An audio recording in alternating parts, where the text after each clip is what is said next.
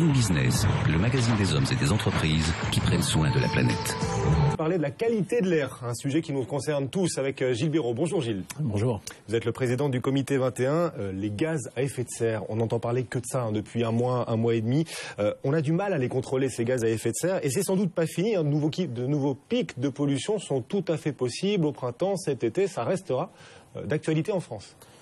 Malheureusement, parce que la chaleur, le climat est en train de bouger déjà. Voilà, on a un rapport du GIEC très récemment, il y a quelques jours, qui démontre qu'on n'est pas tout à fait sur la bonne trajectoire et bien au-delà. Et un de nos sujets, effectivement, c'est la mobilité, c'est les transports.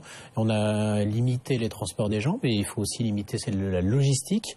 Et pourtant, une ville aujourd'hui a besoin de s'approvisionner. Elle est de plus en plus en flux tendu, comme n'importe quel magasin, et ça pose beaucoup de problèmes. Et il y a une étude très récente d'un cabinet qui s'appelle BP2R qui a démontré que ce n'était pas au cœur de la supply chain, que beaucoup d'entreprises n'ont pas encore intégré réellement qu'elles avaient une implication dans les changements climatiques et qu'il va falloir faire bouger les choses. Elles n'ont pas toujours aidé non plus parce que le Grenelle 2 n'a pas donné beaucoup d'obligations, même aucune obligation dans le domaine, et que on est face à des vraies grosses difficultés. En plus, c'est vrai que si on mesure les choses, on se rend compte que 3% seulement de l'impact financier et la question climatique. Il y a beaucoup d'autres nuisances de la logistique, qui sont le bruit, qui sont l'accidentologie.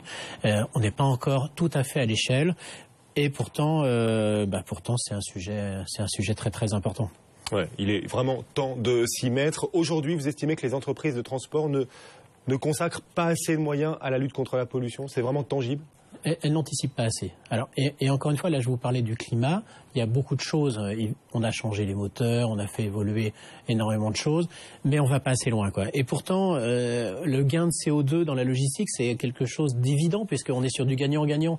Gagnant, c'est-à-dire on gagne sur l'environnement, mais on gagne tout de suite sur l'économie. Un camion qui fait moins de kilomètres, ça coûte moins cher sur une supply chain. C'est bon pour le business. C'est bon pour le business, mais ça veut dire qu'il faut innover encore. Il y a plusieurs axes d'innovation importants. Il y a celui de la localisation. On parle d'économie circulaire aussi dans ce domaine-là. Il faut savoir aussi créer de la mutualisation, de la thermodynamique et inventer des nouvelles technologies. On n'y est pas encore tout à fait, et pourtant c'est 15% de l'empreinte carbone d'une société du CAC 40. C'est beaucoup de temps, c'est beaucoup d'argent, et on n'y est pas encore. Alors, on sait mesurer. Aujourd'hui, il y a une société qui s'appelle TK Blue, qui est une société française, qui commence à être connue en Europe, qui nous a fait un référentiel. C'est pas encore tout à fait à l'échelle, c'est pas encore utilisé, c'est encore qu'une start-up. Pourtant, des études démontrent clairement que si on sait travailler intelligemment, et là je me réfère à l'étude du comité 21 et Doré, il y a des solutions, mais attention, les solutions viennent de la collaboration.